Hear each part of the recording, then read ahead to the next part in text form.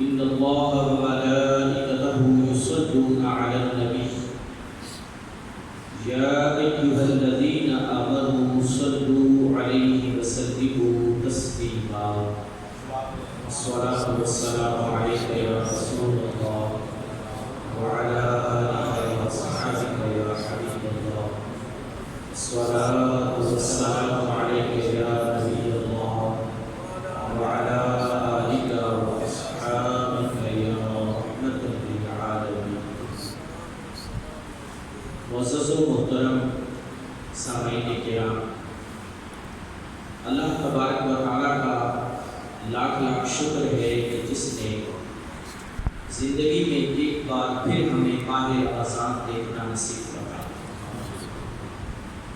اور کرم بالائے کرم یہ کہ الحمدللہ رمضان المبارک کی برکتیں اور سعادتیں سمیٹنے کے لیے اللہ تعالیٰ نے ہمیں یہ بھی توفیق عطا فرمائی کہ ہم سب اس کے گھر میں جمع ہیں، نماز فجر ادا کر چکے، اور اب الحمدللہ قرآن و سنت سے بہت کچھ باتیں سیکھنے کے لیے ہم سب یہاں پر موجود ہیں۔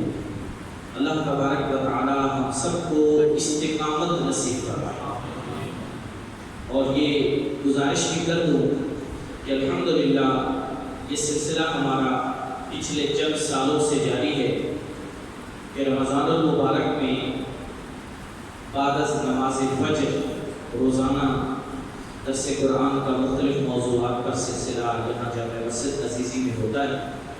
تقریباً 15 سے 20 منٹ کا یہ درس آپ سے گزارش بھی کروں گا کہ پابندی کے ساتھ روز تشریف لائیں اور احباب کو بھی دعوت دیں۔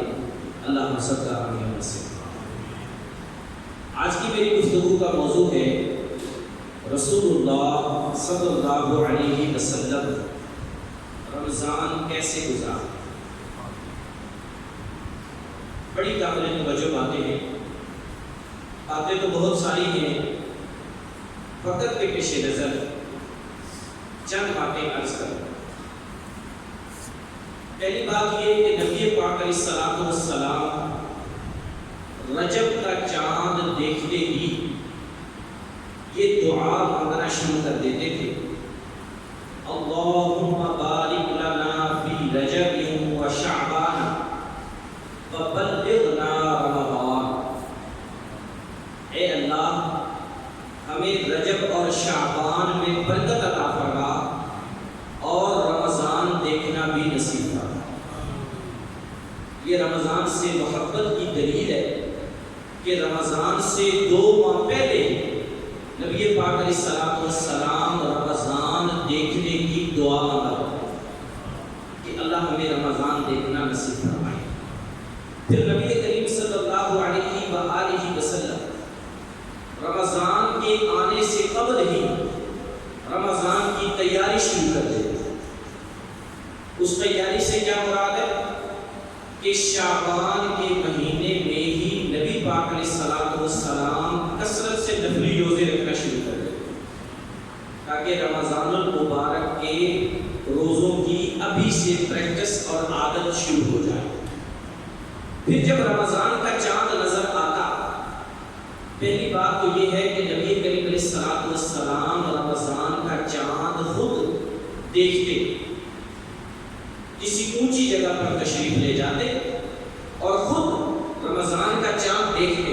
جی ہاں، یہ بھی ایک سنت ہے، چاند دیکھنا بھی سنت ہے۔ آج ہمارے ہاں چاند دیکھنے والے کم ہوتے ہیں، زیادہ تر ہم میڈیا پر ہی بیٹھے ہوتے ہیں کہ بس اعلان ہو جائے تو چاند ہو جائے گا۔ حالانکہ چاند دیکھنا بھی چاہیے، کوشش کرنی چاہیے کہ چاند مجھے نظر آئے، کہ یہ بھی نبی کریم علیہ الصلوۃ والسلام کی سنت مبارک۔ پھر جب نبی پاک علیہ السلام چاند کو دیکھ لیتے تو اپنے صحابہ کو رمضان کے آنے کی خوشخبری ارشاد فرماتے۔ ایک حدیث میں ہے فرمایا، آتاکم رمضان سید الشہور فمرحبا بہ واہلا وسہلا۔ اے لوگو، تمہارے درمیان رمضان تشریف لے آیا، میں اس برکت والے مہینے کو مرحبا کہتا ہوں۔ میں اسے مرحبا کہتا ہوں۔ پھر رمضان میں اور نبی پاک علیہ السلام کے معمولات کیا ہوتے ہیں؟ ایک حدیث میں ہے الصیام والقرآن یشفعان للعبد یوم القیامہ، قیامت والے دن روزہ اور قرآن بندے کی شفاعت کریں گے۔ روزہ اور قرآن بندے کی شفاعت کریں گے۔ روزہ تو ہم نے رکھ لیا، تو قرآن ہماری شفاعت کیسے کرے گا؟ ایک تو تراویح میں سنیں گے، نمبر دو دن میں بھی جب موقع ملے تو ہم تلاوت قرآن کثرت سے کرنے والے بن جائیں۔ حضور کتنی تلاوت قرآن کرتے؟ کان یطیل القرآن فی قیام رمضان لیلا اکثر من غیرہ۔ نبی پاک علیہ السلام رمضان میں اتنی کثرت سے تلاوت قرآن کرتے اور کسی مہینے میں اتنی کثرت سے تلاوت قرآن کرتے، یعنی رمضان میں آپ کی تلاوت قرآن کی عادت میں کثرت آئے تو زہد نصیب اور کچھ نہیں تو کم از کم اگر ہم میں سے ہر کوئی یہ نیت کر لے کہ روزانہ ایک پارہ میں بھی تلاوت کیا کروں تو 30 دن ہے، اور اللہ کے کرم سے اللہ نے چاہا تو انشاءاللہ تعالی رمضان میں ایک قرآن ختم کرنے کی سعادت نصیب ہو جائے۔ صرف ایک پارہ اگر ہم پڑھیں، صرف ایک پارہ۔ اور ایسے لوگ بھی ہیں جو رمضان میں بہت سارا تلاوت قرآن کرتے ہیں، جی ہمارے درمیان موجود ہوں گے جو 2 3 پارے 4 5 پارے پڑھتے ہیں، ایسے بھی ہم ایک پارے پڑھ لیں۔ ایک بزرگ آپ کو سناؤں، حضرت سیدنا امام اعظم ابو حنیفہ رحمۃ اللہ تعالی علیہ، آپ رمضان المبارک میں 61 قرآن ختم فرماتے ہیں۔ کتنے؟ 61۔ ایک دن میں، ایک رات میں اور ایک تراویح میں، پورے مہینے میں دن رات کا ایک ملا کر روزانہ 2 قرآن اور ایک قرآن تراویح میں، تو پورے مہینے میں آپ 61 قرآن ختم فرماتے ہیں۔ ایسے لوگ بھی تو تھے۔ پھر نبی پاک صلی اللہ علیہ وسلم کا دوسرا عمل رمضان میں، اور حضور کثرت سے کیا کرتے تھے؟ فرمایا آقا صلی اللہ علیہ وسلم رمضان میں کثرت سے سخاوت فرمایا۔ سخاوت، حضور ویسے بڑے سخی تھے، جی ہاں، دنیا کا کوئی سخی میرے سونے نبی صلی اللہ علیہ وسلم کی سخاوت کے مقابلے میں نہیں آ سکتا۔ جی حضور سے پہلے لوگوں نے حاتم طائی کا نام سنا ہوا تھا کہ بڑا سخی تھا، لیکن بزرگ کہتے ہیں حاتم طائی سے کے بیٹے سے کسی نے پوچھا کہ تیرا باپ زیادہ سخی تھا یا رسول اللہ؟ اس نے کہا میرا باپ بھی بڑا سخی تھا، لیکن جو اس سے ایک بار لے جاتا اس کی طرف پوری نہ ہوتی، وہ دوسرے دروازے سے بھی آتا، تیسرے سے بھی آتا، لیکن رسول اللہ وہ سخی ہیں جب ایک بار عطا فرما دیتے ہیں تو پھر دوبارہ مانگنے کی حاجت نہیں پیش ہوتی۔ میرے آقا ایسے سخی ہیں کہ حدیث پاک میں فرمایا گیا کہ رسول اللہ صلی اللہ علیہ وسلم کبھی بھی کسی سائل کو منع نہیں فرماتے، یعنی کوئی سائل سے آیا مانگنے کے لیے تو حضور نے اسے منع نہیں فرمایا، بلکہ ایسی احادیث بھی موجود ہیں اگر بظاہر پاس کچھ نہ تھا تو رسول اللہ نے حضرت بلال کو بھیج کر قرضہ منگوایا، اور قرضہ منگوا کر بھی سائل کے سوال کو پورا فرمایا۔ حضور کتنا دیتے تھے؟ ایک حدیث سنی، ایک شخص آیا اور آ کر کہنے لگا اے محمد صلی اللہ علیہ وسلم، مجھے پتا چلا ہے کہ آپ مانگنے والے کو نہ نہیں کرتے، یہ 2 پہاڑوں کے درمیان جو بکریاں ہیں ساری مجھے دے دیں۔ نبی پاک علیہ السلام نے فرمایا اگر میں یہ ساری تمہیں دے دوں تو راضی ہو جائے گا؟ اس نے کہا ہاں۔ فرمایا جا ساری بکریاں میں نے تمہیں عطا فرمائی۔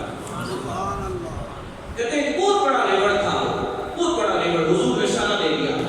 وہ سارا ریوڑ لے جا کر اپنی قوم سے کیا کہتا ہے؟ کہتا ہے اسلموا فإن محمدا یعطی عطاء ما یخاف الفقر۔ اے لوگوں چلو محمد صلی اللہ علیہ وسلم کی بارگاہ میں جا کر اسلام قبول کر لو۔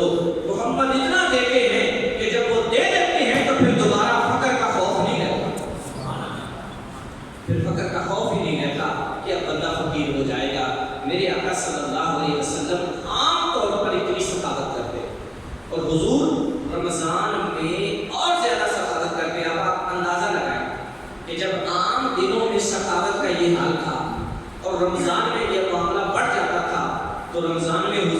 सखावत का अंदाजा कौन लगा सकता है?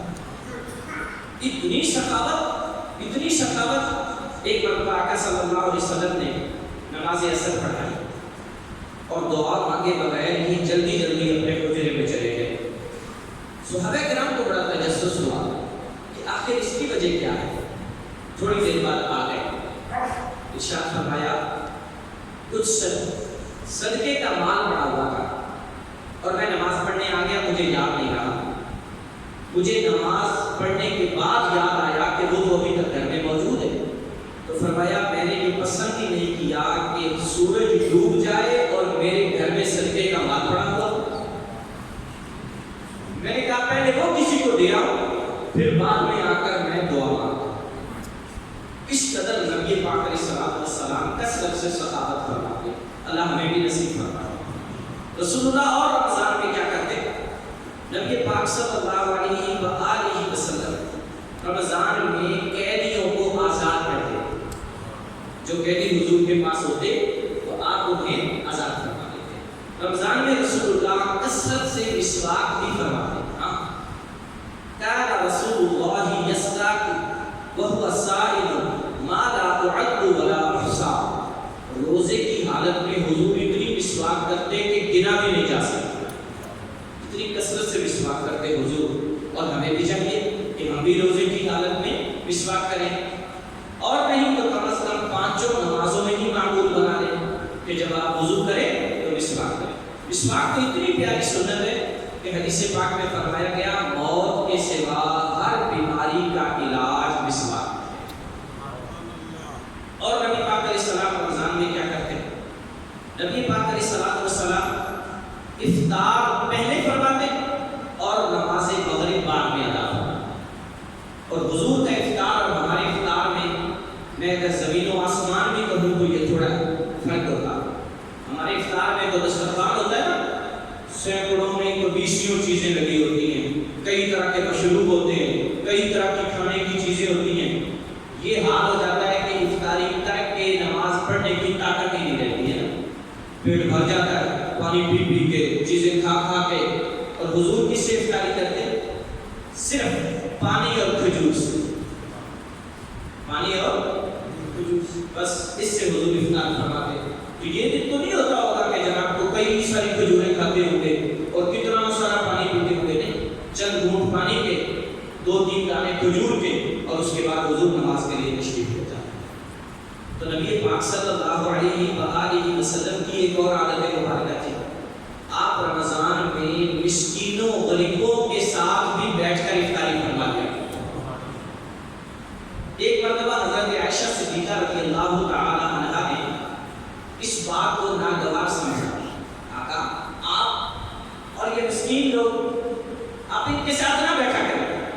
नबी पाक अलैहिस्सलाम नाराज हो गए और हुजूर ने उस दिन खाना ही तनावुल नहीं फरमाया। और मैं आयशा मुझे ऐसा क्यों कहती है? अर्ज़ की या रसूल अल्लाह मुझे माफ़ फरमा दीजिए, आइंदा आपकी मर्ज़ी।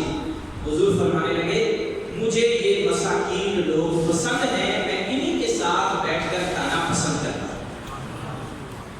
इससे एक बात और मालूम हुई, ऐ काश कभी कभी ना सही, रोज ना सही तो कभी कभी सही, हमारे दस्तरखान पर भी कोई मिस्कीन, कोई गरीब ऐसा बंदा जिसे दुनिया मुंह नहीं लगाती, मैं उससे बुला लाऊं और बुलाकर अपने साथ बिठाऊं, चल बैठ इधर मेरे साथ बैठकर तू भी खाना खा, मेरे साथ बैठकर तू भी जनाब इफ्तारी कर। लेकिन हमें तो स्टेटस मार गया है ना, हमारा तो स्टेटस ले गया, हमें डूब गए हम कि जनाब मैं और मेरे साथ ये फकीर, अगर कभी कोई आ भी जाए तो उसको तो दरवाजे से ही दे देंगे, नहीं जान दो यार ये बेचे मेरा बेच बांध पाए हमारा ये हाल। और हुजूर मिस्कीनों के साथ बैठ के इफ्तारी फरमा। और सुनिए नबी करीम सल्लल्लाहु अलैहि वसल्लम रमज़ान मुबारक में रात का क़ियाम कसरत से फरमाते हैं। रात का क़ियाम, हम तो नमाज इशा पढ़ने के बाद 20 तरावियाँ पढ़नी पड़ जाती है ना, तो बहुत बड़ा पहाड़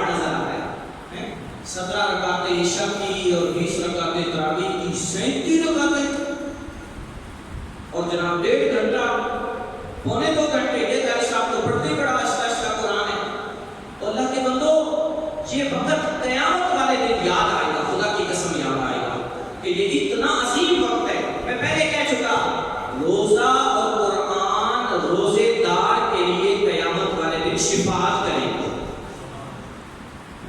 تو بھائی دن کو آرام ہو جائے گا نا، رات کو اگر تھوڑا کم ہو گیا تو کوئی ایسی بات نہیں، دن کو ہو جائے گا، لیکن یہ سعادت تو بار بار نصیب ہوگا. رسول اللہ رمضان میں کثرت سے قیام فرماتے اور بڑے اہتمام سے. ہاں، مغرب اور عشاء کے درمیان حضور غسل کرتے، غسل کرنے کے بعد اچھے خوشبودار کپڑے زیر تن فرماتے، اور پھر عشاء کی نماز کے بعد آپ علیہ الصلوۃ والسلام کثرت سے لمبا قیام کرتے، یعنی نفل پڑھتے رہتے. اور جب آ جاتا آخری عشاء تو حدیث کے الفاظ ہیں احی اللیل وایقظ اہلہ، میں آخری عشرے میں خود بھی جاگتا ہوں، گھر والوں کو بھی جگاتا ہوں. یعنی خود بھی جاگتا ہوں، گھر والوں کو بھی جگاتا ہوں. میں کہتا ہوں کہ سبھی لوگ اللہ کی عبادت کریں. اور نبی پاک علیہ السلام ہماری طرح عید آنے کی بھی جلدی نہیں ہوتی. حضور رمضان کے آنے کی جلدی ہوتی تھی، عید آنے کی جلدی نہیں ہوتی تھی. ہاں، نبی پاک علیہ السلام عید والی رات بھی مسجد میں اعتکاف فرماتے تھے. عید والی رات بھی مسجد میں، چاند رات جسے ہم کہتے ہیں، مسجد میں اعتکاف کرتے. صبح نماز فجر پڑھ کے عیدگاہ بھی مسجد سے ہی تشریف لے جاتے، مسجد سے ہی عیدگاہ تشریف لے جاتے اور جا کر نماز عید ادا فرماتے. باتیں تو بہت تھیں، لیکن میں نے چند باتیں چنیدہ آپ کے سامنے رکھی کہ رسول اللہ کیسے رمضان گزارتے. اب میں خلاصہ عرض کر دیتا ہوں. نمبر 1، رمضان کے آنے کی پہلے سے ہی حضور کو امید ہوتی اور رجب میں ہی حضور رمضان کے آنے کی دعا مانگتے. رمضان آتا خوش ہوتے، اپنے صحابہ کو مبارکباد دیتے. رمضان کے آنے پر روزوں کے ساتھ ساتھ کثرت سے تلاوت قرآن کرتے، کثرت سے مسواک کرتے، رات لمبا قیام کرتے، سخاوت کرتے. رمضان المبارک کے اندر اپنے گھر والوں کو بھی عبادت کرنے کے لیے جگاتے. اور رمضان المبارک کے اندر نبی پاک علیہ الصلوۃ والسلام آخری 10 دنوں کا اعتکاف فرماتے. اور یہ آپ کی زندگی کا معمول تھا. ایک مرتبہ یہ اعتکاف رہ گیا تھا کسی سفر کی وجہ سے، تو اگلے سال رسول اللہ نے 20 دن کا اعتکاف فرمایا. 20 دن کا اعتکاف. آج کل تو ہمارے یہاں حالات کچھ ایسے ہیں کہ پتہ نہیں اعتکاف کے حوالے سے ملکی حالات کیا ہوں، کیا ہمیں حکم آئے، لیکن جس سے جتنا ہو سکے ضرور کوشش کیجیے کہ ہم بھی اپنے رمضان کو یوں گزارنے کی کوشش کریں کہ میرا وقت عبادت میں گزرے، تلاوت میں گزرے، نوافل میں گزرے، نعت خوانی میں گزرے، کچھ نہ کچھ اچھے عمل کرتے ہوئے گزرے. اللہ تبارک و تعالی ہم سب کا حامی اور ناصر ہو. جو ہم نے سنا مولا عمل کی توفیق عطا فرمائے. آمین. وآخر دعوانا